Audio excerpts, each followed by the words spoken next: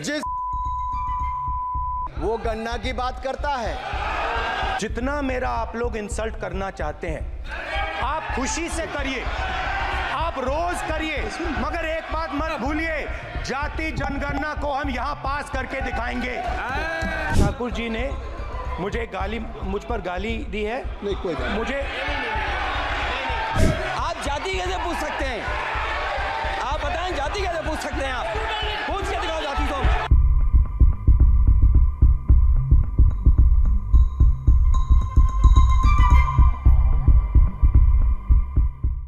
आप देखिए, मैं इतना ही कहना चाहता हूं कि अब झूठ परोसना बंद कर दें, क्योंकि एलओपी का मतलब लीडर ऑफ प्रोपेगेंडा नहीं, लीडर ऑफ ऑपोजिशन होता है।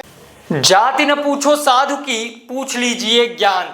मोल करो तलवार का, पड़ा रहन दो म्यान।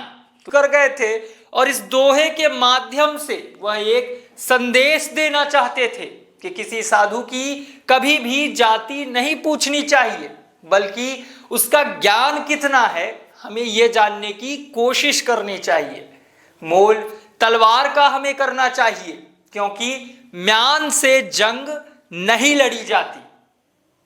लेकिन यह वही बात हो गई कि गुरु लगातार प्रयास कर रहे हैं चेले को ज्ञान देने की, और चेला गोबर के उपले पाथने में लगा हुआ है। नमस्कार, हम हैं अनंत और आप देख रहे हैं द कलम वाला। राजनीतिक गलियारों में उठापटक शुरू हो गई है जब से लोकसभा में केंद्रीय बजट पर चर्चा के दौरान अनुराग ठाकुर ने पूछा गांधी की राजनीति, या फिर जाति कहें, राजनीति आप छोड़ दीजिए, गांधी की जाति का सवाल। जी हां, लोकसभा में मंगलवार को केंद्रीय बजट पर चर्चा के दौरान भारतीय जनता पार्टी यानी बीजेपी के सांसद अनुराग ठाकुर ने एक विवादास्पद बयान दिया है। उन्होंने बिना नाम लिए कांग्रेस नेता राहुल गांधी पर निशाना साधते हुए उनकी जाति का सवाल उठाया है। ठाकुर ने कहा, जिनकी जाति का पता नहीं होता वे जाति जनगणना की बातें करते हैं। जी हां, इस बयान का संदर्भ जातिगत जनगणना को लेकर था, जिसे कई विपक्षी दलों ने उठाया है। ठाकुर का यह बयान एक तरह से राहुल गांधी और उनकी पार्टी द्वारा जाति आधारित जनगणना की मांग पर सवाल उठाने का प्रयास था। ठाकुर के इस बयान के बाद सदन में हंगामा मच गया। कांग्रेस समेत अन्य विपक्षी दलों ने भी इस बयान की कड़ी निंदा की है और इसे जातिवादी मानसिकता का प्रतीक बताया है। कांग्रेस ने कहा है कि इस तरह के बयान से राजनीति का स्तर गिरता है और यह देश की एकता और अखंडता के खिलाफ है।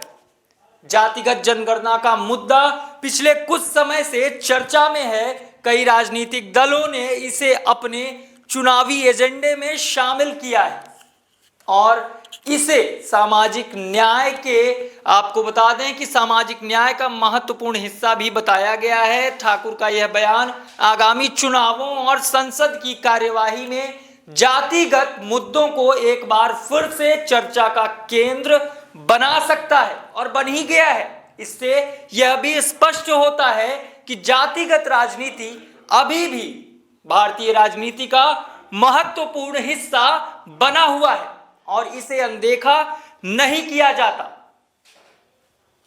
आपको बता दें, अंततः बस इतना ही कहूंगा कि जाति न पूछो नेता की, पूछ लीजिए उसका योगदान समाज के प्रति, उसका योगदान कितना, कब और क्या है समाज के प्रति। जी, जगह जगह जाति का सवाल पूछने से, मेरे हिसाब से, या फिर राजनीति में इसको ले आने से देश की तरक्की या विकास नहीं होने वाली है।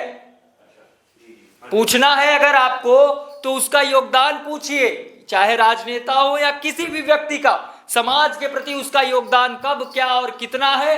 अगर यह पूछा गया होता संसद में तो हमारे हिसाब से हमारा देश अब तक शायद एक नई दिशा में होता और बहुत जल्दी विकास हो सकता है। अगर जाति की जगह उनका योगदान पूछा जाए तो देश का विकास और तरक्की काफी तेजी से हो सकती है।